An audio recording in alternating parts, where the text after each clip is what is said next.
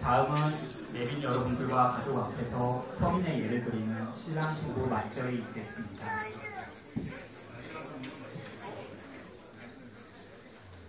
자, 이제 아름다운 이 두 사람이 백년가약을 맺고자 합니다. 정말로 기쁘고 행복한 순간입니다. 신랑 신부는 서로에 대하여 경건한 마음으로 격려합니다.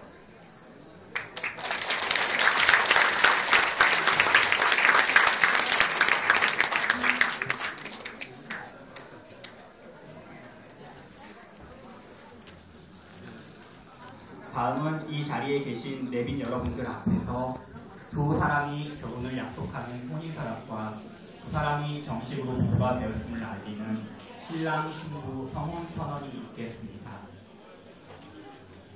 자, 신랑 송효석군과 김민영 양, 신부 김민영 양 혼인서약을 하겠습니다.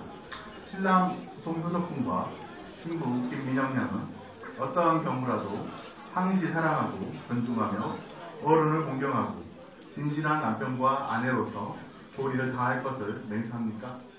예? 네, 신랑과 신부가 또렷한 목소리로 예! 하고 대답했습니다.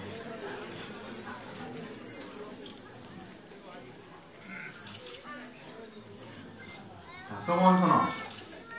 신랑 송효석군과 신부 김민영 양은 그 일과 친척과 친지를 모신 자리에서 일생 동안 고락을 함께할 부부가 되기를 굳게 맹세하였습니다. 이에 주례는 이 혼인이 원만하게 이루어진 것을 여러분 앞에 엄숙하게 선언합니다. 2013년 12월 1일 주례 김동아. 예, 다음으로 주례 선생님이신 김동환 교수님께서 신랑 신부가 소중하게 간직하고 평생 삶의 지표로 삼아야 할 주례 말씀을 하시겠습니다. 자, 먼저 신랑 신부 두 사람 결혼을 진심으로 축하합니다. 신랑 신부를 훌륭하게 키우셔서 오늘 사랑스러운 며느리와 사위로 맞이하시는 양가 어르신께도 경의와 축하를 드립니다. 그리고 바쁘신 가운데서도 두 사람의 결혼을 축복해주기 위해서 찾아주신 내빈 여러분께도 깊은 감사의 말씀을 드립니다. 소개받은 바와 같이 저는 송효석군의 사법연수원 지도교수로서 사랑하는 우리 효석이의 결혼식 주례를 맡게 된 것에 대하여 정말로 기쁘게 생각합니다. 하객 여러분께 신랑 신부에 대하여 간략히 소개하여 드리겠습니다. 먼저 신랑 송효석군은 송경달 선생님과 이명순 여사의 장남으로 태어나서 서울대학교 법학과를 졸업하고 사법시험에 합격하여 사법연수원에서 마지막 교육과정을 마치고 곧 수료할 예정에 있습니다. 입소식 날 자기소개를 하면서 군에서 제대한 지 얼마 되지 않았다면서 각 잡힌 모습을 보여주던 때가 엊그제 같은데 사회에 잘 적응을 해서 이렇게 훌륭한 시민으로 그리고 법조인으로 성장해 주어서 대견하고 고마움을 떠드립니다. 자, 신부 김민영 양은 김성석 선생님과 황금희 여사의 장녀로 태어나서 한국 외국어대학교 여학과 졸업하고 우리 아이들을 가르치는 귀한 일을 하고 있는 보시는 바와 같이 참으로 능력있고 아름다운 여관입니다. 저는 비록 한 번밖에 보지 못하였지만 똑부러지고 자신감 넘치면서도 우아한 모습을 보여준 첫 만남 여자의 인상이 강렬하게 남아있습니다. 참으로 잘 어울리는 한 쌍입니다. 자, 이제 감격스러운 순간을 길이 기념하기 위해서 인생의 선배로서 두 사람에게 조언의 말씀을 드리겠습니다. 첫째, 사랑은 소중히 여기고 만들어 가십시오. 두 사람에게 사랑의 시작은 내가 굳이 노력하지 않아도 열정에 빠진 마음을 따라오기만 하면 되기 때문에 아마도 별다른 어려움이 없었을 것입니다. 그러나 안타깝게도 그 열정은 그리 오래가지 않습니다. 그 사랑을 만들어가고 더욱 풍성하게 하는 데는 이제 그 자리를 대신해서 강한 의지와 노력이 필요하게 됩니다. 이는 두 사람이 3년여 동안 만나오면서 그리고 서로 배필이 되기로 결정하고 오늘 이 자리에 설 때까지의 여러 가지 경험을 떠올려보며 자연스럽게 느낄 수 있을 것입니다. 그러나 두 사람이 정성을 들인 인내와 노력 그리고 헌신들은 반드시 더 큰 사랑과 행복, 뿌듯함으로 욕법에 충분한 보상을 해줄 거라는 사실을 잊지 마시기 바랍니다.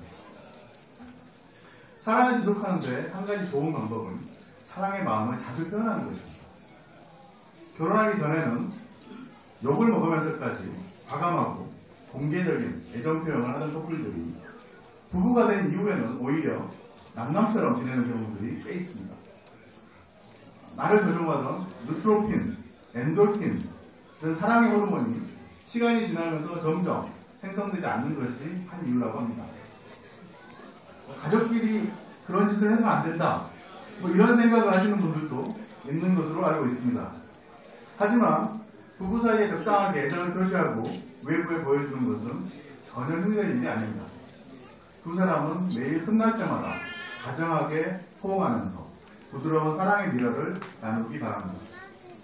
두 번째는 갈등 상황에서 가장 중요한 것은 지혜로운 마무리라는 것입니다. 지금쯤 아마 눈치챘겠지만 결혼은 결코 아름답기만 한 동화가 아닙니다.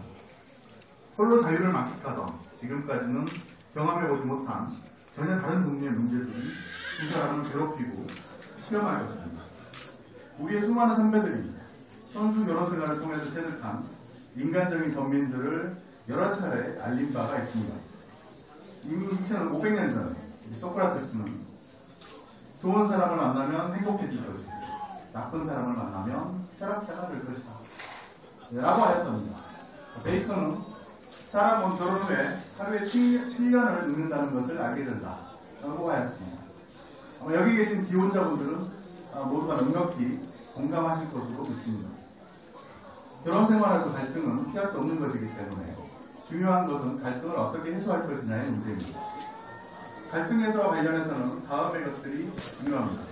줄긋고 암기하시기 바랍니다. 자, 문제가 무엇인지에 관하여 서로의 생각을 정확히 표시하여 이해하십시오. 서로 끝까지 이기려 하지 말고 극단적인 용어는 사용하지 마십시오. 싸움이 시작되었을 때는 자존심을 양보하고 가능한 빨리 화해하십시오. 부부 사이에 다툼이라는 것이 반드시 내 생각대로 되지 않는다고 해서 정말 큰일이 생기는 경우는 거의 없습니다. 중요한 것은 부부 사이에 큰 상처를 남기지 않고 잘 마무리하는 것입니다. 부부싸움에서 이긴다고 해서 상대방보다 더 나은 사람이 되는 것은 아니라는 사실을 명심하시기 바랍니다. 마지막으로 가족 간의 관계에 관한 것입니다. 신랑 신부 두 분은 서로의 가족을 나의 가족으로 받아들여 아끼고 사랑하고 공경하시기 바랍니다. 두 집안의 문화가 다른 경우가 많기 때문에 어른들과의 관계에서 어려움을 겪는 부부들을 많이 봅니다. 자유로운 환경에서 자라는 친구들은 적응하는 데 더 어려울 수도 있습니다. 한편으로는 어른들을 너무 어렵게 생각하는 경우에도 편안한 관계를 만드는 것이 쉽지 않습니다. 자연스럽게 한 가족으로 느껴지는 데는 시간과 노력이 필요합니다. 저는 두 사람에게 적당히 어리광을 부리라고 제안드립니다. 두 사람은 이미 법률적으로 성인이고 오늘 부부가 됨으로써 사회적으로도 성인으로서 공인을 받았습니다.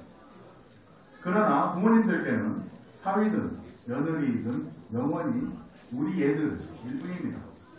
집안에서는 너무 어른스러운 모습만 보여드리려고 하지 말고 가끔씩은 살갑게 예를 놓고 하시기 바랍니다. 행복해 하시는 흐뭇한 미소를 만나실 수도 있을 것입니다. 운이 좋으면 용돈이 생길 수도 있습니다. 이렇게 정서적으로 친밀해지고 나면 나머지는 이제 두 사람과 가족들 모두의 몫입니다. 부디 이 결혼이 양가의 화합을 한층 굳건히하고 형제간의 우애를 더욱 돈독히 하는 소중한 계기가 되기를 바라면서 이를 위해서 두 사람이 정성껏 노력하기를 바랍니다. 저를 포함하여 오늘 하객으로 이 결혼식에 참석하신 모든 분들은 두 사람이 맺은 신성한 결혼 서약의 증인이자 보증입니다. 오늘 이 자리에 나오신 이상 우리 모두에게는 이 두 사람의 신성한 문제가 실현될 수 있도록 협력할 책임이 있습니다. 평생 두 사람의 후원자가 되어서 아름답고 행복한 가정을 이룰 수 있도록 충고와 후원을 아끼지 말아주시기를 부탁드립니다. 다시 한번 신랑 신부를 훌륭하게 키워주신 양가 어르신들께 깊은 감사를 드리면서 또한 내빈 여러분들께도 무궁한 발전과 행운이 함께하시기를 기원드리면서 제 말씀을 마치겠습니다. 감사합니다. 신랑 신부의 결혼식을 성공한 가르침을